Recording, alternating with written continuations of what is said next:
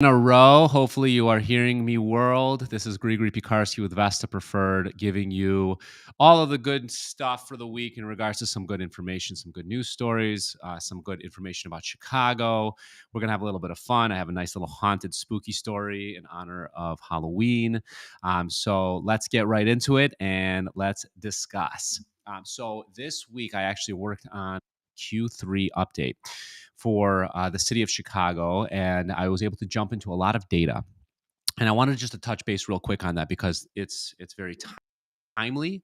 We're going into a big portion of Q4 where actually at Vesta, it's usually the second or close to the second best quarter that we have every single year. So there's a lot of actual activity that is out there. And I know a lot of buyers are still active. So let me give you a little bit of an update of what I have found.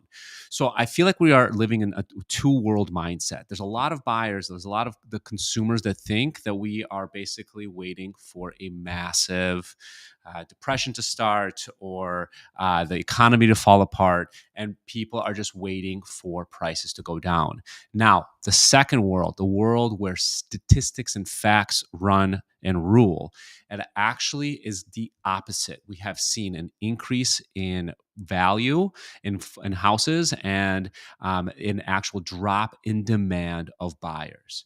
The reason is because surging borrowing costs, rising sale prices, limited inventory, all of that stuff is keeping buyers out. So, just like the normal rules and laws of economics, supply and demand.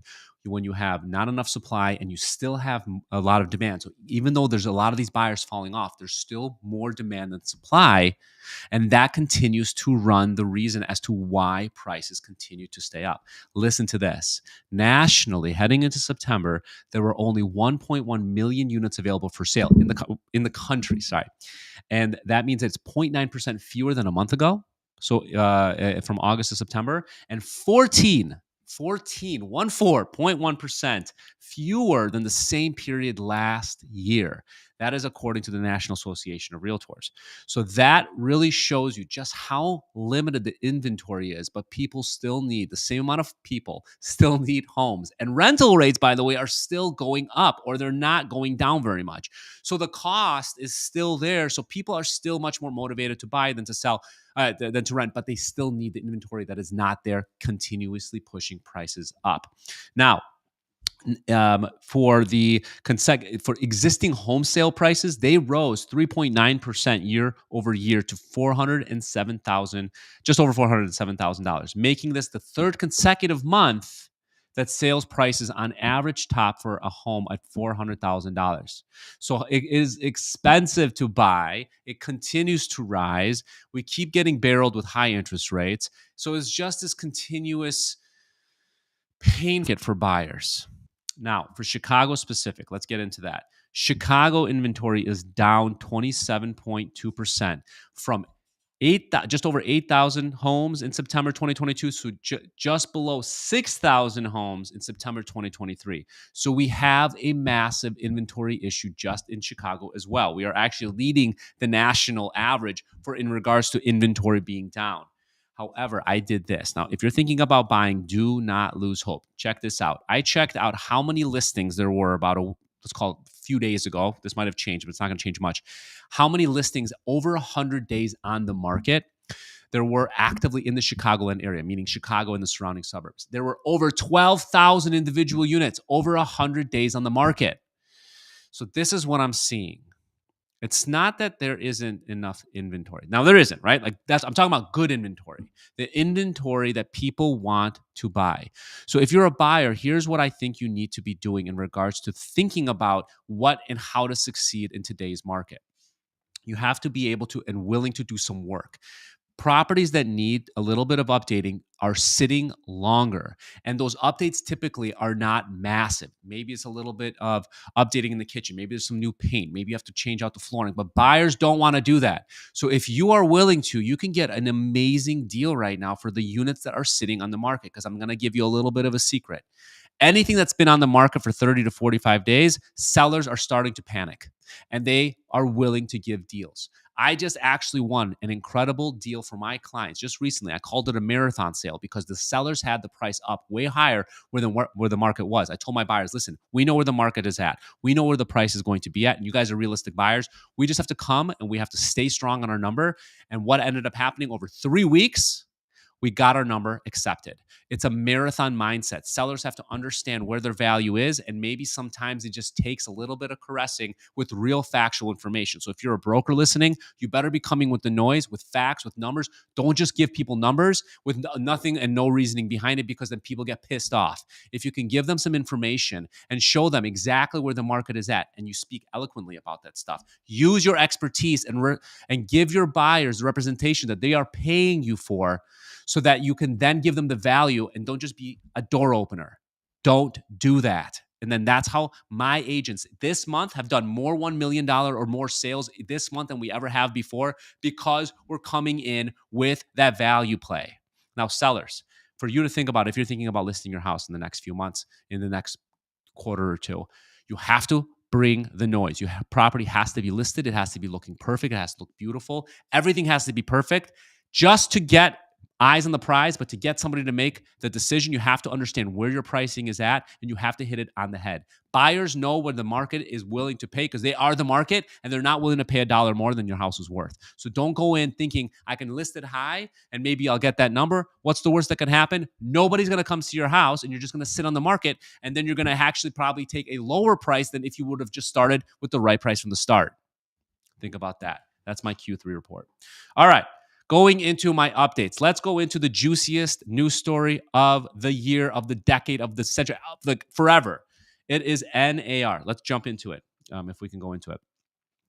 This week's update is that the NAR president, the CEO, Bob Goldberg, he actually took the stand to discuss NAR's position in the commission dispute. To kind of quickly brief you up, there are numerous lawsuits that are going to a massive scale in regards to, there's just an attack on the real estate industry for how we operate. It is the commissions dispute of the era.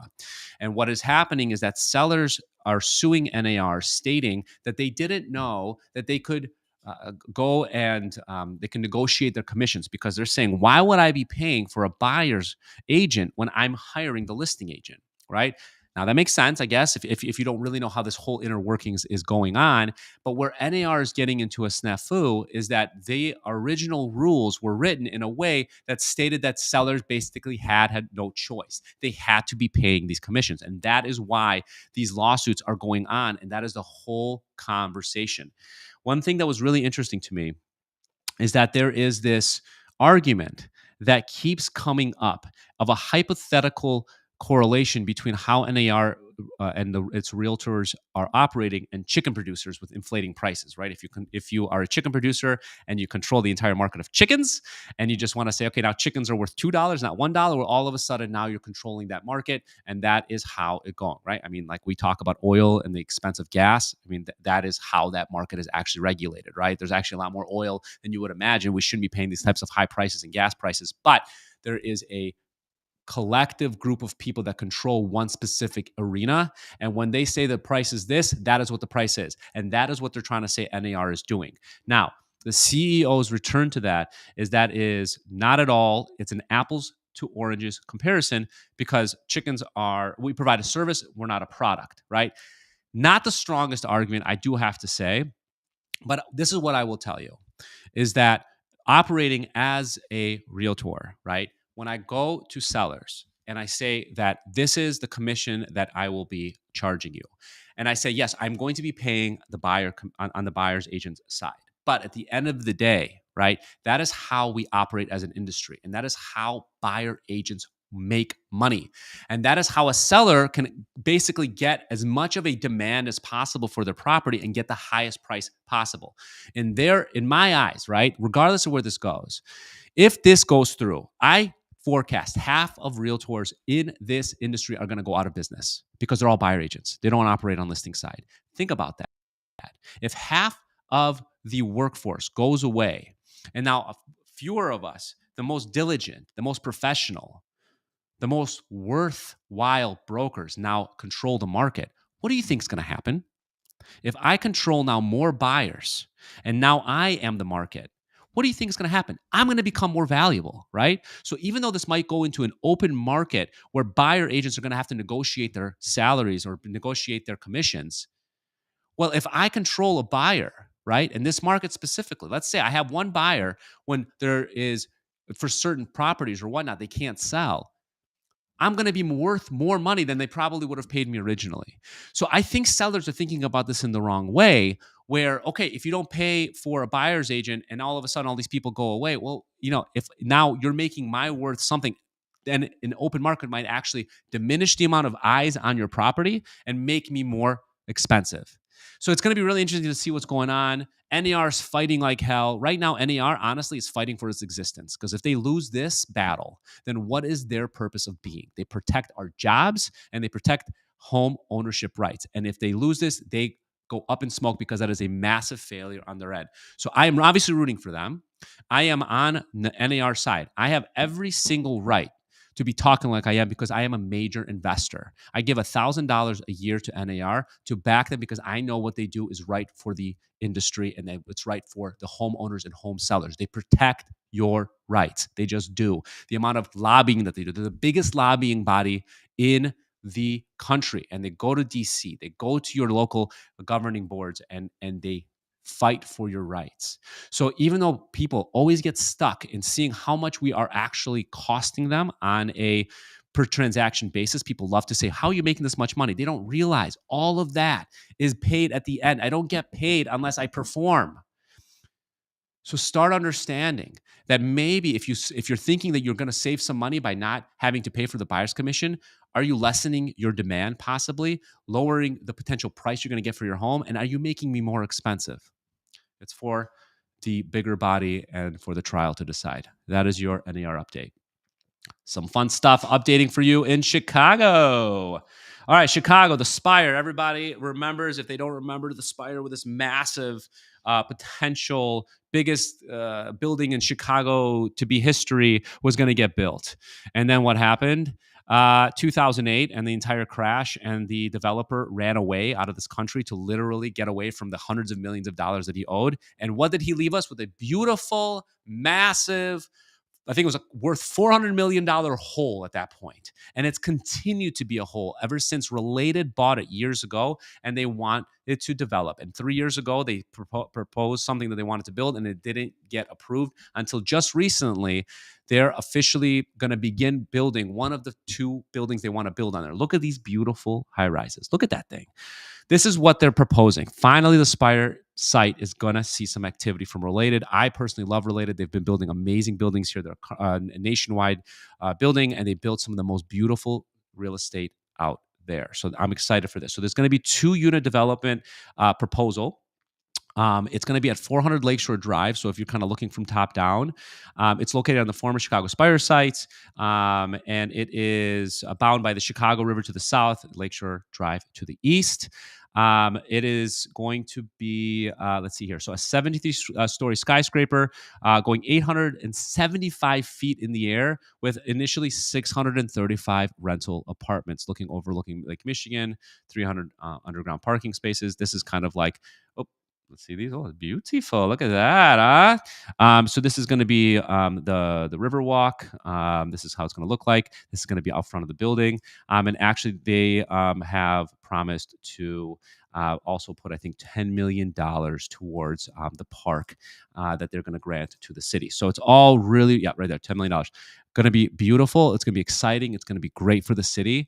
And we're finally going to not have a massive hole in the ground. So that is going to be coming. Also, 20% of the units are going to be affordable. That's the only way you can build here in the city anymore, which is also a good thing because we have a massive affordability issue. So they are 20% of these is going to be 20% is going to be affordable housing. So that is really exciting. I'm going to be watching. I'm going to keep you guys updated. Hopefully, I can get into some groundbreaking updates and maybe even talk to some people on the inside there. Okay. Lastly, before we jump into market update with the with the lenders, I had an opportunity with Choose Chicago, which is World Business Chicago's effort to get people to understand the benefits of moving and putting your business and your livelihoods into the city of Chicago. It was a really, really cool invite-only event that I went to on Wednesday. I met the president. I met some of the most greatest people in the city because they got the people together in one room that care about Chicago and wanting to change from what everybody loves to talk about, which is how many guns and all the shootings and all the negatives, when we really, yes, we have our problems, but we're like any other major metro. But nobody talks about all the positive that Chicago is bringing and how amazing and affordable the city is. So they have this initiative to get the best people together in one room, and let's now promote. And you're looking at yours truly. You know, that's one of my passions, and that's why they invited me. I met the president of the Chicago Loop Alliance. He's like, I got to send you this report. You got to check it out. This is what this is. This is a report for quarter 3 in 2023. I want to read a few facts that just, people don't give Chicago enough praise. Look at this. There is a 9% increase in total pedestrians in Q3 of 2023 than it is 2022, which is great. Of course, kind of recovering from our pandemic. And it's still 75% pre-pandemic levels, but we are going up. It is awesome. One of the biggest things they wanted me to point out is that one of the biggest draws right now is into the city is the arts and culture. There was 800,000 unique people that came into the city specifically for arts and culture. Thank you to, are you kidding me? Beyonce, Ed Sheeran, they're not going to talk about the Queen. Come on now, Taylor Swift. She's like breaking all these records. I mean, I think she gets enough news and press, but hotel occupancy is amazing. It's still 77% occupancy rate, but it was the second best month in September as it was this year. So this is the best that it ever was in 2019 at 85%. We're second best at 75% for Q3, which is amazing, right? So just really, really good news for Chicago. Everything is just going up. It's trending upwards. We have more CTA people, 34% increase than from Q2. Offices, we are above the major U.S. cities average for Q3, trailing only behind Austin, Houston, and Dallas, only by 2 percentage points. Stop talking. Can I swear on this? Is that okay? Stop talking shit about Chicago. We're the best. Fucking back off. The only reason you don't like it here is because you don't fucking live here. And I bet you have a very bad lunch ahead of you because you don't have the most delicious food ever, which Chicago gives. All right, Chicago, where are you at? Let's back me up here. All right, let's jump into the live stream with my boys. Whoa, look at that. It's like a million back screens. There we go. All right. Kyle, Billy, gentlemen. What's going on? Hey, Greg, what's happening? You are shining like a beautiful orb. That's one hell of a segue right there, man. All right, gentlemen, thank you for joining me. I'm so happy today that the audio isn't me like holding up the phone and just totally messed up. All right, enough. I've been talking enough. People are annoyed and they want to hear somebody else talking. So let's give a quick update on what the interest rates look like and what the current market is. All right, so we still are seeing 30-year fixed rates on conventional loans, still around mid to high sevens. We are not above that 8% mark. Well, some companies are, but we're in still the mid sevens to high 7% rates. People are wondering why they're not coming down. The Fed meetings next week, the majority of economists believe that they're going to keep the rates the same, meaning the Fed funds rate the same. So people are like, well, if that's the case, then shouldn't rates back off? That is not the case. What's happening right now are people are scared about the US dollar with all the US government debt that's coming up due next year. They had a huge sell-off, which was one of the worst sell-offs ever last week for Is that the bond update we were hearing about? Yeah, so the bond sell-off. All that really means is when there's a huge security of bonds where mortgages are that go to an auction. If a sell-off happens, that means they sell really, really, really fast, which means instead of like bidding going back and forth, driving up the price of that, they're selling fast because they're going cheaply because there's not enough buyers that want to buy these at the prices that they're set in the auction. So as a result of that, the bond prices go down. And when that happens, the yields are inversely going up. Okay. When the bond yields go up, interest rates go up. So when there's a sell-off happening and it's a horrible one, that just means that essentially interest rates are going up. And that is the correlation with mortgage rates and going up or down. It's really with the demand of bonds, the mortgage bonds. It's not correlated with the Fed fund rate. That's loosely correlated. It's more about the correlation between the demand for the U.S. bonds, which is the U.S. dollar essentially. Okay. So why is it that everybody is scared, or why aren't governments and other countries wanting to buy U.S. debt? Because they always have in the past. U.S. debt is the safest place. Well, we now have about $33 trillion of debt, and that keeps on going up. I think there was 600 billion added to the balance sheet just last month. 600 billion in 1 month. In 1 month, Jesus. And of that $33 trillion of U.S. debt, about 7 trillion of that is coming up due, ballooning, meaning that it needs to be paid next year. So people are scared that this $7 trillion of debt that was given out 3 years ago when rates were at 2, 3, 4%, now they have to refinance that debt. And all of a sudden it's double or tripling the interest rates of what they were. People are scared that there's gonna be a lot of defaults going on in that US debt, and therefore the US dollar grading will be decimating, going down, which we don't want to happen, which won't happen, because guess what happens when there is a recession or there's a fear about US debt? The Fed comes in typically to save the day, which is called quantitative easing. We've had 4 of them in the last decade, or a little past a decade. The last one was during COVID.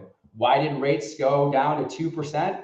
Well, because the Fed came to save the day and they bought mortgages. They were the ones buying all the bonds when nobody else wanted to. They came in and they bought bonds, and all of a sudden interest rates plummeted, and that's what created all the rates going down, and everybody gained the benefits of that. Yeah. So simple economics, right? We were talking about this off camera. The way to understand it is that people don't want to buy bonds now because they assume the interest rate is too high, so it's going to be devalued because they think the interest rate is going to go down in the future. Is that right? Correct. So then what happens is the Fed is like, listen, at the end of the day, we're investing in ourselves. We're just going to buy these. The interest rates still come down. Buyers get the confidence, buy more. So like basically they're investing into the economy so that we can then invest into the economy. Is that fair? You got it. Man, that's like the smartest like mortgage thing I've ever said. Thank you for that. Don't give yourself more credit than that. Okay, so we still have an opportunity, multi-units, the 5% down for high rates, right? So people are looking, that's a good opportunity spot. Yeah, that comes out in about 3 weeks for multi-units, 5% down, conventional loans. Yeah, that's good. That's good. 2-to-1 buy down, 1 year 2-to-1 buy down. Yeah, so you still have. So like jumbo we're talking loans, about like. I'm sorry. Go ahead. Jumbo loans, you can do a buy down as well. It's not just conventional. You can do a buy down on $1 million property as well, or $1 million loan. Good. So the right now, like just like what would you say people need to be watching out for, right? So like we have, like I said, like 12,000 units sitting on the market. So right now I'm telling buyers, listen, are you willing to kind of get your hands a little dirty? Let's go in and just negotiate you great deals, which could include buying down rates. Yeah. I mean, right now it's a perfect time to, especially with the buy down programs. Like if you can get in a property and that seller is willing to give $10,000, $15,000 in a credit, and you can utilize all or some of that credit to get the interest rate down to in the 5% range or in the 6% range, then you're set there for at least a year or two, depending on the buy down that you have. And then when rates essentially come down, which they will, anticipated, end of first quarter, beginning of second quarter, but even if it's pushed out a little bit, like you would just hedge yourself. And then when those rates come down, you take advantage then, but at least you have some time if you go ahead and do a buy down. Okay. Perfect. Billy, Kyle, Stonehaven, the best. No one can touch. Thanks for having us, brother. Undisputed. You guys are the best. Thank you so much. I'll talk to you next week. You're the best. Kisses and hugs. Same to you. All right. Let's get into my final story. It's got to do with Halloween. It's kind of get a little spooky Halloween Chicago angle. Let's start off with the scariest part. We've had a nice warm weather week. Look at this fucking update for next week. Halloween forecast for Illinois. Coldest air of the season expected. Chicago, I was just talking about how much I love you. Like, you don't have to do this every single time to us, dude. Anyways, next week we're going to be in the high in the 30s and 40s and low in the 20s. I just went out with my daughter and I bought her this like super cool mermaid outfit. She's going to like have to, I don't know, just be like a really cozy mermaid next week. Anyways, so here's the fun story. Did you know Chucky came from Chicago? This weirdo, crazy, scary killer doll came from Chicago. And I didn't realize that. So the original Child's Play made Chucky a household name, and the terrorized family lived in the Brewster Apartments in Lakeview. I've been in there. And actually, honestly, like now that I know that, it actually 100% has Chucky vibes. I don't need this. It's like literally echoing in my ear. I'm like listening to myself. So I thought that was pretty fun. I thought that was interesting. It came out in 1988. So Chucky is a Chicago born and bred terrorizing doll. But I wish you all a happy, fun, safe Halloween. Stay cozy. I appreciate you guys for joining me.